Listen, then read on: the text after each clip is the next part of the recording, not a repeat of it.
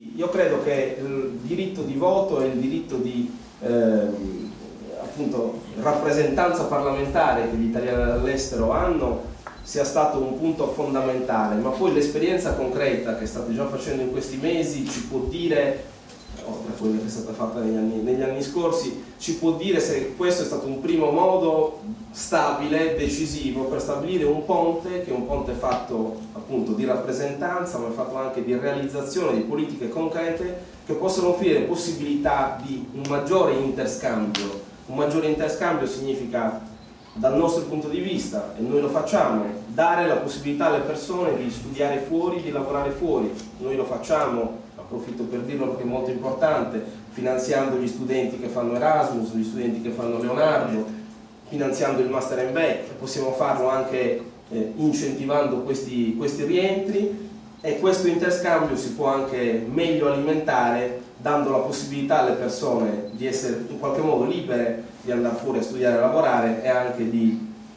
tornare qui a lavorare, a applicare le loro ricerche, le loro esperienze, o di fare tutte quelle cose insieme, perché in fondo investire in Italia e in Sardegna, anche rimanendo all'estero viaggiando, è una possibilità di rafforzare questo ponte e di rendere la nostra comunità, come le tecnologie ci consentono di fare, i trasporti aerei a basso costo ci consentono di fare, integrata anche quando si vive in località geografiche distinte.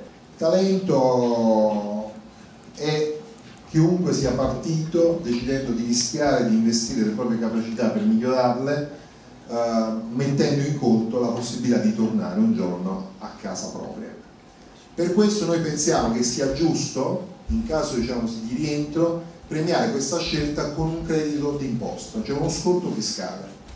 Grazie a questa intuizione tributaria, la legge diventa non solo a costo zero, ma saldo attivo.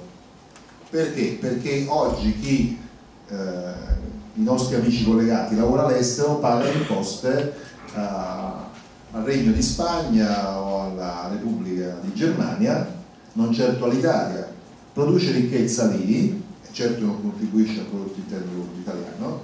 Rientrando, questa situazione si ribalta, la ricchezza viene prodotta in Italia e c'è, dopo la fase di sgravio fiscale, anche una contribuzione all'erario, e quindi diventa un'operazione a saldo attivo che non ha un costo, perché essendo un credito d'imposta non c'è un contributo da dare immediatamente per la scelta fatta, ma solo un impegno da parte dello Stato a scontare una parte delle tasse da pagare nei primi 3 anni.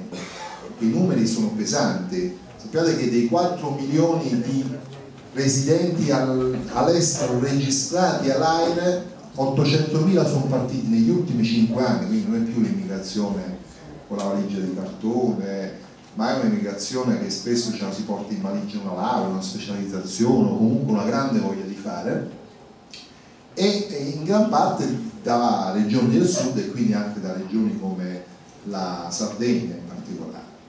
Ora, recuperare una parte di queste potenzialità, o direttamente se under 40 con il ritorno e quindi l'impegno sul proprio territorio, o indirettamente favorendo il rientro dei capitali che magari hanno accumulato avendo anche successo all'estero, io credo sia una grande opportunità, una sfida anche culturale che con Marco, il Consiglio regionale, con il Presidente Soru potrà essere rafforzata in giro per l'Europa.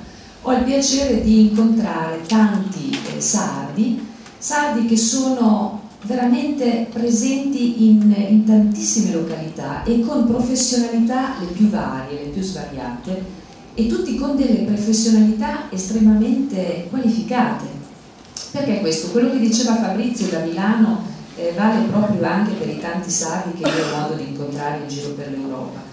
Tanti se ne sono andati per mancanza di opportunità qua in Sardegna, ma non ne hanno fatto di questo un problema o una cosa di cui in qualche modo ingrunirsi e restare nella loro sofferenza. Al contrario, ne hanno fatto davvero un'opportunità. Si sono creati all'estero, nei settori più svariati, delle vere carriere.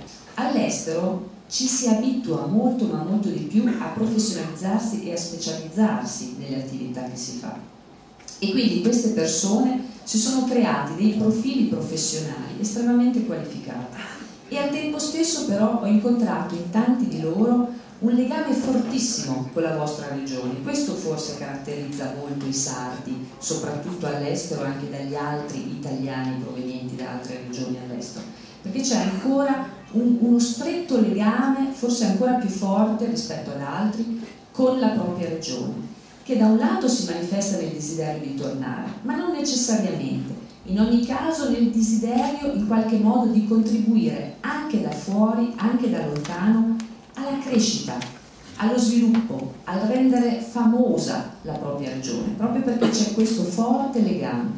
E allora in questo senso una proposta come Controesodo va, come dire, a pennello a coprire a questi desideri, a questi forti ambizioni dei sardi. La Sardegna deve continuare ad utilizzare un progetto che è solo iniziato 5 anni fa. Oggi la Sardegna è più conosciuta in Spagna di quello che era 5 anni fa, grazie anche ai collegamenti. Tanti spagnoli vanno in Sardegna grazie a questi collegamenti, prima non ci andavano magari in altre regioni italiane, però passavano sulla Sardegna, sulla linea Matera-Roma, la vedevano dall'alto, non sapevano cosa fosse, seppure nonostante abbiano dominato la nostra terra, come sapete tutti, più di 300 anni. Non si confondevano con la Corsica sempre. E in questo momento gli spagnoli sanno che la Sardegna esiste, sanno che è una terra bellissima, il turismo non è delocalizzabile, per cui in orario non si può spostare vicina, e quindi meglio che stia lì, e quello è il su cui dobbiamo puntare. Mi hanno chiesto se io in quel listino del presidente dovessi rappresentare l'emigrazione, ho detto chiaramente no, nel senso che non ne ho il coraggio. E dico questo perché nell'immaginario mio l'immigrazione, l'emigrato era quella figura che ricordo nel paese di Seulo, io piccolino, che andavo a vedere le madri che si raccoglievano lì nel posto telefonico pubblico. Allora c'era un telefono, e poi alcuni fortunati avevano il loro, ma c'era un telefono pubblico, e ricordo quelle madri che a una certa ora si radunavano lì nel posto telefonico pubblico e aspettavano la telefonata dei figli dall'estero. Chiamavano i figli perché le madri non potevano contattarli per molti motivi. E ricordo anche il viso di quelle madri che sembravano scelte dalla sorte, perché arrivava la telefonata e si chiamava la madre giusta, no? E qualcuna, parlo di anziane signore di 80 anni, 70 anni, qualcuna entrava a casa delusa. E poi ricordo il rientro degli immigrati, anche i miei parenti, che venivano e portavano una ventata di gioia, di novità, di freschezza, che qualcuno cagioni come se abbiamo un handicap, nel senso che comunque i mezzi di informazione non sono dalla nostra parte. Ora, oggi a riprova ci sono due motivi di forza del nostro stare insieme nella campagna elettorale. Intanto queste tecnologie che ci rendono vicini in tutta Europa, e poi il fatto che finché c'è qualcuno o c'è un gruppo che crea eventi di questo tipo, a me viene da pensare che gli altri, il centro-destra, le destre, abbiano una paura folle di perdere queste elezioni. Perché il discorso che stiamo facendo oggi è il discorso fra chi delega e ha intenzione di delegare, ma che garantisce solo il delegato, insomma, cioè una delega sopra la delega sopra la delega, che poi parte dall'unto del signor Berlusconi, insomma. E chi effettivamente vuole misurarsi, a ragionare su problemi, a discutere, trovare soluzioni, proporre un progetto di Sardegna. Finché noi faremo questo, sono convinto che vinceremo.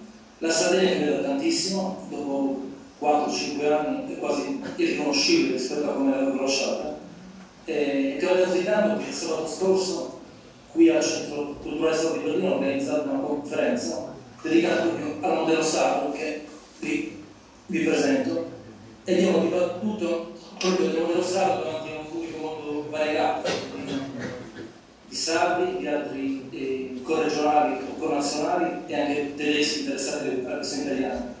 Quello che è emerso è che la Sardegna interessa un po' tutti al momento, interessa chi è di altre regioni d'Italia, interessa anche chi è tedesco, ci viene le vacanze, ora è interessato a questo movimento di riforma. Quindi una modalità che veramente ci mette all'avanguardia, secondo me, in Italia in molti settori. Grazie, grazie ancora. Va bene, loro la bandiera la tengono lì, e stanno con quelli che non l'hanno regalata ad Arcoli, quindi